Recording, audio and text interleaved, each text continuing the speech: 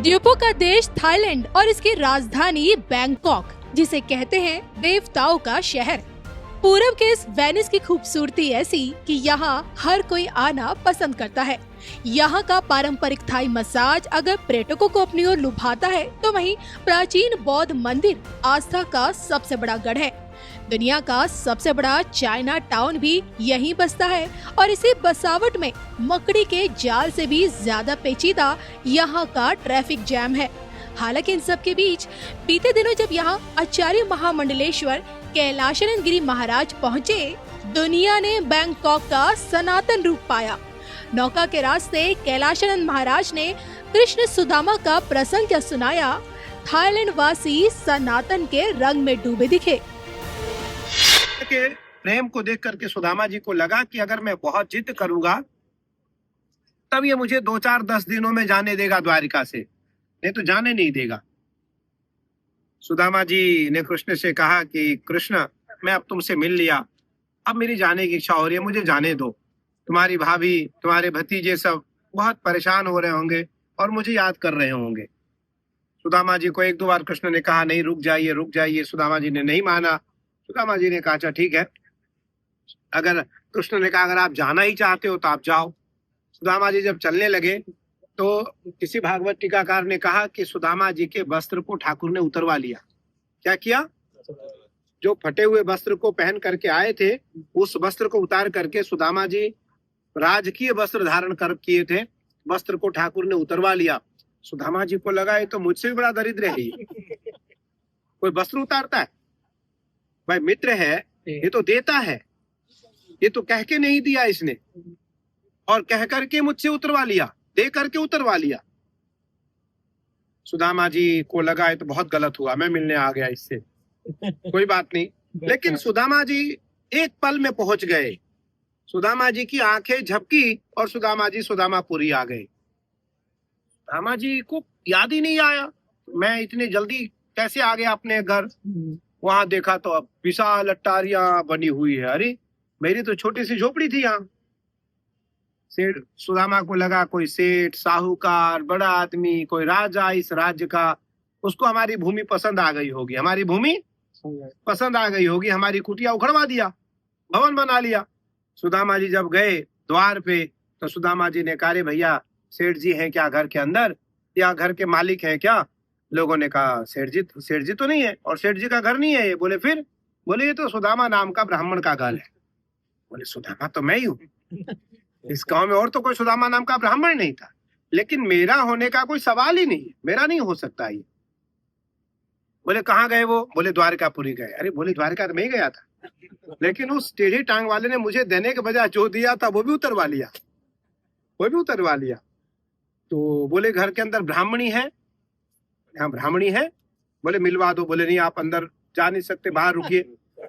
सुदामा जी की पत्नी सुशीला को लोगों ने जाकर के कहा, दास दासियों ने, कि सुदामा नाम का गरीब ब्राह्मण आपके दरवाजे पे आया हुआ है, मिलना चाहता है आपसे। तोड़ी दी सोने की थाली में दास दासियों के साथ, और सुदामा जी की चरण छूने के लिए हाथ बढ़ाए। सुदामा जी पीछे भागे, मुझे मत छुओ, पर पुरुष को स्पर्श न करो। क्या? अरे सुदामा ये की बात सुन करके सुशीला कहती है, प्रभु स्वामी मैं सुशीला आपकी धर्म पत्नी। अरे सुशीला तुम, ये क्या दशा है? बोले आप जहां गए थे उसने सब कर दिया है चमत्कार। बोले देखो सुशीला, उसने तुम्हें दिया है, मुझे तो जो दिया था वो भी ले लिया। मैं इस घर में आज के बाद नहीं रहूंगा। तुम्हें घर पसंद है, सोना चांदी पसंद है, दास दासियां पसंद है, सेवक सेविका पसंद है, तुम रहो, मैं तो एक पल नहीं रहने वाला उस घर में। सुदामा जी जब चले तो भगवान कृष्ण दरवाजे पर खड़े थे। सुदामा जी को याद किया कि दीनन की हितनाथ तुम्हें, करुणा प्रभु मांगत नीर बहे, अवलोकन धीर वहां करी हो, करुणा पद मांगी पखारी रहो।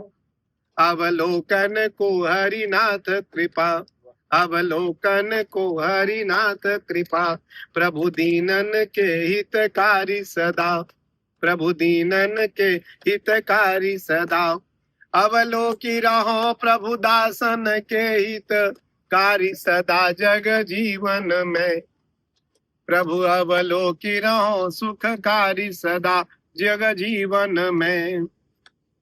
मांगी पड़े करुणा निधि को, अरे बोली पड़े करुणा निधि को, प्रभु द्वार खड़ा द्वार देखन चो, जग जीवन मांगी उमा करी के। आज सुदामा धन्यवाद के पात्र हो गए। भगवान द्वार पर खड़े होकर के आंखों में आंसू भर करके सुदामा से कहा, अरे सुदामा कहाँ जा रहे हो? कृष्ण की आवाज को सुनकर के सुदामा जी ने पीछे मुड़ करके देखा तो कृष्ण, आप यहाँ? बोले, ये 13 महीने से घर तुम्हारा कौन बनवा रहा था? तुम्हारे ससुर जी बनवा रहे थे? मैं बनवा रहा था तुम्हारा घर। बोले, द्वारिका में? बोले, मैं ही था। बोले, भगवान एक शर्त है, मैं इस घर में आप तभी रहूंगा जब मेरे साथ आप रहेंगे। भगवान कृष्ण ने कहा, एक रूप से मैं सदैव तुम्हारे साथ रहूंगा सुदामा, तुम इस घर में रहो। उस दिन से सुदामा जी ने कहा, यहाँ तो थी मेरी छोटी सी झोपड़िया, यहाँ थी मेरी छोटी सी झोपड़िया, यहाँ तो थी मेरी छोटी सी झोपड़िया, कंचन महल खड़े सुदामा मंदिर देखी डरे। अरे यहाँ तो थी मेरी छोटी सी झोपड़िया, कंचन महल खड़े सुदामा मंदिर देखी डरे, सुदामा मंदिर देखी डरे। सुदामा जी को लगा कि ये तो अनर्थ हो गया, परमात्मा से मैंने काम करवाया, मुझसे बड़ा अभागी कौन हो सकता है। भगवान ने उसी दिन सहर्ष स्वीकार किया, सुदामा आज के बाद मैं तुम्हारे साथ इस महल में रहूंगा, मैं द्वारिका में भी रहूंगा, लेकिन मैं तुम्हारे साथ भी रहूंगा। तो इसलिए भगवान तो परंपरा है कि भगवान को जो मानने वाले हैं, भगवान कहते हैं ईश्वरः सर्वभूतानां हृदय तिष्ठति अर्जुन। हे अर्जुन, कोई ऐसा प्राणी नहीं है जिसके हृदय में मैं नहीं हूं, मैं सब में विद्यमान। लेकिन मैं मिलूंगा किसको? जिसको मैं चाहूंगा, जिसको मैं चाहूंगा। दिव्यम ददामि चेत् ते चक्षुः, दिव्यम ददामि ते चक्षुः। मैं कभी मालिक तो रहता ही हूं, कभी कभी मैं नौकर भी बन जाता हूं, कभी कभी मैं नौकर भी बन जाता हूं। आज भगवान आते हैं हस्तिनापुर में और दुर्योधन के संपूर्ण मेवाओं का त्याग कर देते हैं और विदुरानी के हाथ के केले के छिलके खा रहे होते। केला भी विदुरानी भाप में नहीं खिला पा रही, केले बाहर फेंक रही, छिलके को ठाकुर को खिला रही है। बड़े सुंदर सभी भक्तों ने या महापुरुषों ने अलग अलग भाव लिखा इसमें कि सबसे ऊंची प्रेम सगाई, सबसे ऊंची प्रेम सगाई, प्रेम सगाई, प्रेम सगाई, प्रेम सगाई जी, प्रेम सगाई, प्रेम सगाई, प्रेम सगाई जी, सबसे ऊंची प्रेम सगाई, सबसे ऊंची प्रेम सगाई।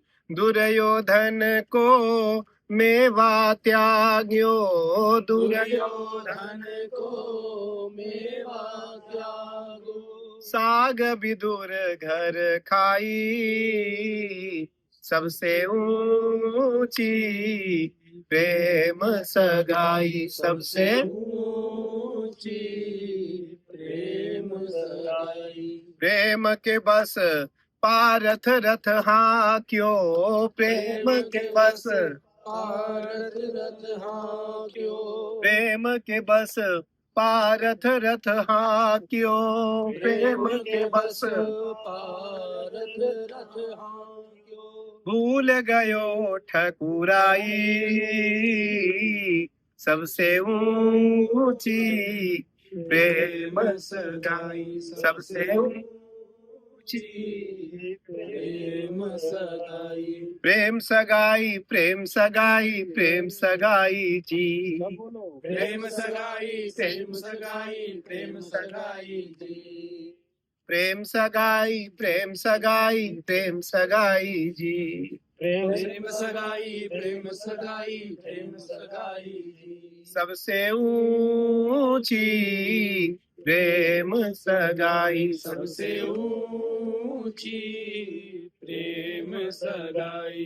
प्रेम के बस पारथ रथ हाक्यो।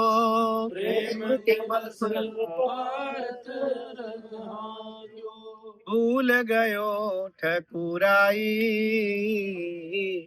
भूल गयो ठकुराई।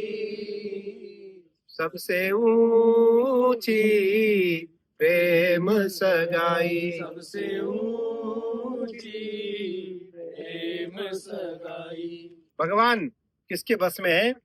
प्रेम के बस में। भगवान किसी व्यक्ति के बस में नहीं है, भगवान प्रेम के बस में है। इसलिए प्रथम स्थापयमेच्युतः, गीता में भगवान कृष्ण को अर्जुन आदेश करता है। अर्जुन नौकर है, मालिक कृष्ण है, ठाकुर मालिक है। फिर भी अर्जुन ने कहा रथम स्थापयमेच्युतः, सेनयोर उभयोर मध्ये रथम स्थापयमेच्युतः। धर्म क्षेत्रे कुरुक्षेत्रे समवेता युयुत्सवः मामकः पांडवाश्चैव किम कुर्वत् संजयः व्यूणां द्रुपद पुत्रेण तव शिष्येण धीमता अत्र सूरा महेश्वासा भीमा अर्जुन समायुधि युयुधानु विराटश्च द्रुपदश्च महारथः दृष्टकेतुश्चेकिताना काशीराजस्य वीर्यवान् पुरुजित कुंती भोजश्च सेव्यश्च नरपुंगवः युधामन्युश्च विक्रांतौ तमोस्ताश्च वीर्यवान्। दोनों पक्षों के योद्धाओं के बीच में आज अर्जुन ने कृष्ण को कहा सेनयोर उभयोर मध्य, दोनों सेनाओं के बीच में मेरे रथ को लेकर चलो, मैं दोनों पक्षों के योद्धाओं को देखना चाहता हूँ। तो सेनयोर उभयोर मध्य रथम स्थापयमेच्युतः, भगवान ने ऐसा भी अवसर दिया कि नौकर का आदेश मानने के लिए कृष्ण विवश हो गए। आज स्वयं सारथी बने हैं और नौकर को रथी बना दिए, नौकर को ठाकुर ने रथी बना दिया। तो इसलिए भगवान किसमें नहीं है? सब में ईश्वर है। ईश्वर अंश जीव अविनाशी, जड़ चेतन सहज सुख राशि, हम सब ईश्वर के अंशावतारी है। इसलिए किसी से किसी प्रकार का कभी भी कोई राग द्वेष न करो। कुछ परंपराएं हैं, उस परंपराओं को स्वीकार करते हुए अपनी परंपराओं का यापन करते हुए संसार में भ्रमण करो, आनंद ही आनंद मिलेगा। नमः पार्वती पते। बोलिए सद्गुरुदेव भगवान की जय। नमः पार्वती पते।